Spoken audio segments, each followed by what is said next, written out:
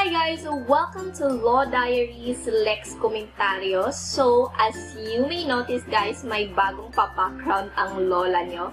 So, it's been a long time since we discussed or we talk about topics which relates RPC.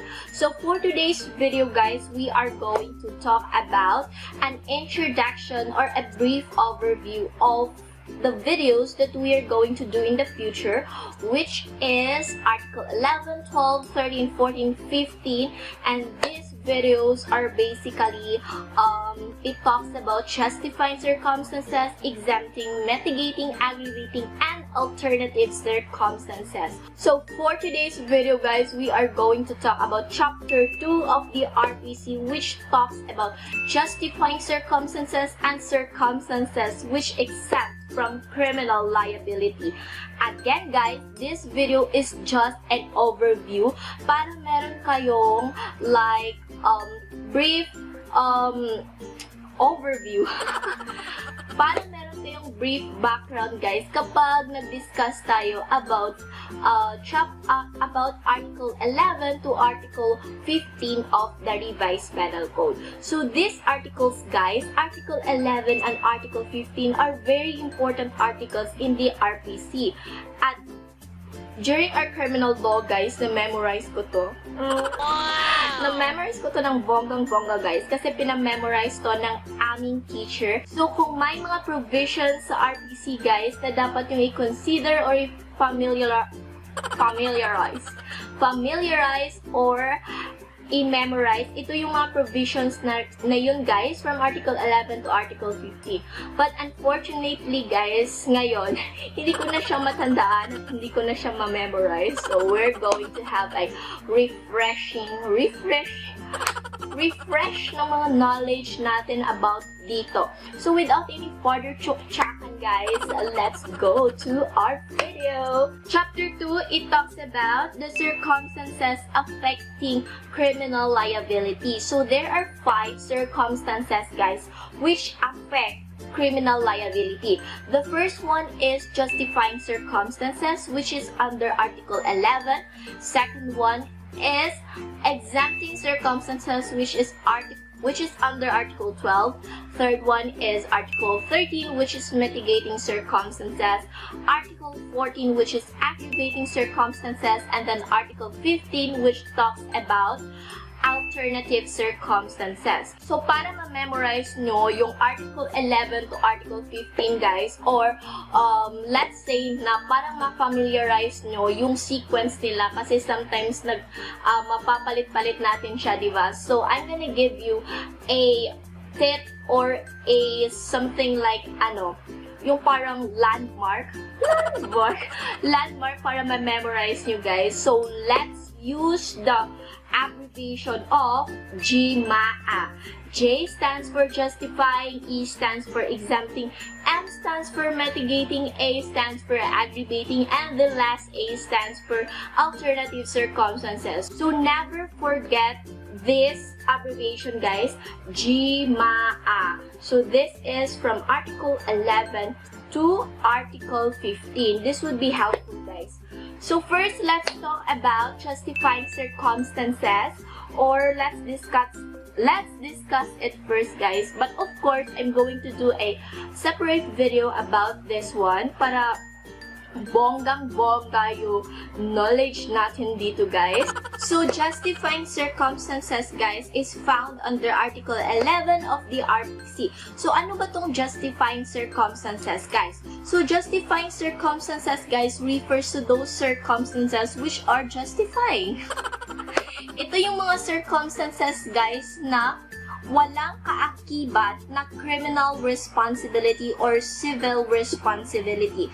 What I mean is that ito yung mga circumstances guys na kino-consider ng RPC na even though it is wrongful, ganun-ganon, but wala siyang kaakibat na again criminal responsibility or civil responsibility. Naintindihan niyo ba guys? So basically guys, justifying circumstances are those where the act of a person is said to be in accordance with law. So ito yung kung kung gagawa ka ng isang bagay, guys, it is justifiable and that it is accordance to the law. Naintindihan nyo ba? So that such person is deemed not have transgressed the law and is free from both criminal and civil liability. So, ito yung sinasabi ko, guys. So, para maintindihan nyo, guys, yung sinasabi kong katsorbahan, I'll give you an example, and this example is a self-defense. So, kapag nasaksak mo yung isang tao, it's because self-defense, what you're doing is a justifying circumstances, guys, or what you did is under the justifying circumstances. Meaning, guys, kahit nasaksak mo siya, wala kang criminal liability sa tao na yun or wala kang civil liability sa tao na yun, guys, kasi yung ginawa mo is justifiable and that it is in accordance with the law. So, yun yung ibig sabihin ng justifying circumstances under Article 11. Now, let's go to letter E sa ating JEMAA ni abbreviation, guys, which is exempting circumstances.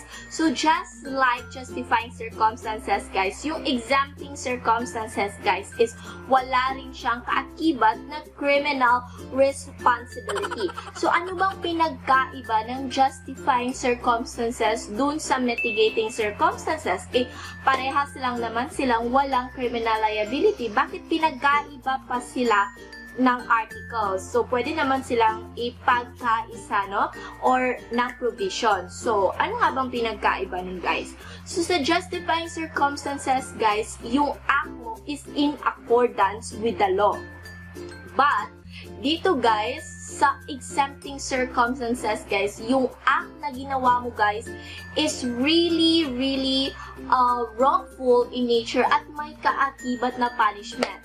But, for some certain conditions, those act na ginawa mo is parang makukonsider nilang exempting kasi may mga conditions na ginawa mo na kulang ng will or intention.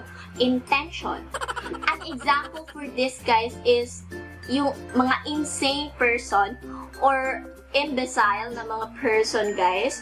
What I mean is that kapag nasaksak kayo ng isang taong wala sa kanyang pag-iisip, guys, hindi siya makukulong because yung person na yun, guys, is wala sa kanyang will or wala sa kanyang intention kasi nga wala siya sa tamang pag-iisip. So, yung ginawa niya, guys, it would be considered as exempting circumstances. So, again, yung pinagkaiba ng justifying sa exempting, guys, is that yung justifying, guys, is yung ginawa ng isang tao such as self-defense is in accordance with the law. Meaning, wala talaga siyang punishment na mapapataw doon. But yung exempting, guys, is meron talagang punishment. Walang reason kung bakit ginawa ng isang tao na yun yung crime na yun. Hindi justifying. Meron talagang kaakibat na punishment. But, yung mga certain conditions, guys, such as will or intention na wala dun sa act ng isang tao na yun, it makes the act exempting or it makes the act incur no criminal liability at all. So, kayo, guys, kapag may nakita kayong may sira sa utak, naku, tumakbo na kayo, guys. Kasi kapag nasaksak kayo nun, guys, or kapag nasuntok kayo ng mga taong yun, guys, walang justice sa inyo, guys, kasi exempting yung ginawa nila. Kaya ako sa inyo, tumakbo na kayo. So, now let's proceed to the third abbreviation, which is letter M in our JEMAA, which is the mitigating circumstances. So, ito namang mitigating circumstances, guys. Ito yung mga circumstances na nagmi-mitigate. Mitigate means bumababa yung sentence or kaakibat mong punishment. This one, guys, is meron na talagang punishment, guys. But, for some reason, binaba yung punishment na under dito. So, example sa mga tao na pasok sa mitigating circumstances, guys, is yung mga offender which is under 18 years of age or over 70 years of age. So, for example, guys, if you are already a 70 years old na tao, tapos may nasaksakan tao, guys, and then yung ginawa mong pagsaksak sa isang tao, guys, is may kaakibat na 10 years imprisonment. Let's just say na 10 years yung punishment dun sa ginawa mong crime, guys. Dahil 70 years old ka or over 70 years old ka, guys, ma-mitigate yung ginawa mong crime. Mitigate means, again, bababa yung parang punishment dun sa crime na ginawa mo. So, instead na 10 years of imprisonment, guys, maaring bumaba siya into 8 years or 9 years, so ganon. So, yun yung ibig sabihin ng mitigating circumstances. Basically, mitigating means mami-mitigate or bababa yung sentence mo sa isang crime. Okay? It does not erase your criminal liability, guys, but it will just mitigate or like parang binaba lang niya, no? Unlike justifying and exempting, guys, exempting circumstances na wala talagang criminal liability. Dito sa mitigating, guys, meron kang criminal liability, but for some scenario or circumstances, bababa yung punishment ng ginawa mo crime. Ganun. The next one, guys, is the aggravating circumstances. Itong aggravating circumstances, guys, is kabaliktaran naman siya ng mitigating circumstances. Diba yung mitigating, binababa niya yung punishment ng isang crime? Ito namang aggravating circumstances, guys, is pinapataas niya yung crime na ginawa ng isang offender. So, for example, kapag nasaksak ka, 10 years worth of imprisonment. So, kapag pasok yung ginawa mo, guys, under aggravating circumstances, so, instead of 10 years of imprisonment, let's just say, magiging, or may possibility na magiging 12 years ito, or magiging 15 years ito. So, basically, itong aggravating circumstances, guys, is kabaliktaran lang siya ng mitigating. So, aggravating parang aggravate.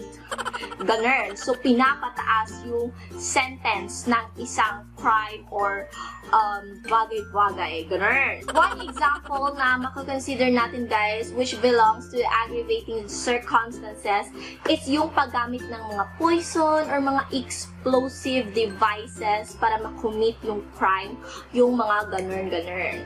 So, yun yun. And the last one, or the last abbreviation in our JEMAA is the last letter A, which is alternative circumstances. Alternative circumstances, guys, these are the circumstances which you might consider as mitigating or aggravating, but it depends on its nature.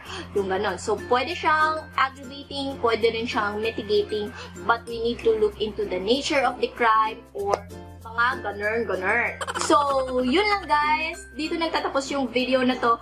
Again, don't forget the abbreviation JEMAA.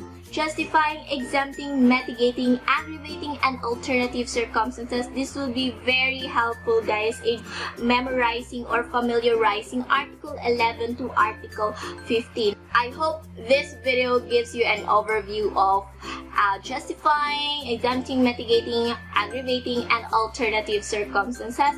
Of course, we will discuss each in our next video.